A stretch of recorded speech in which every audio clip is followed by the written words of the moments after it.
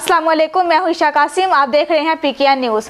सबसे पहले खबर शामिल करते हैं। गुजरांवाला की तारीख की सबसे बड़ी वारदात के मुजरिम की गिरफ्तारी और रिकवरी के हवाले से CPO अय्याज सलीम राना की मीडिया से गुफ्तगू।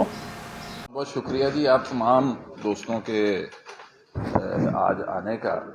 और जैसा कि आपको इल्म में होगा कि आज हम यहाँ पर क्यों इकट्ठे हैं।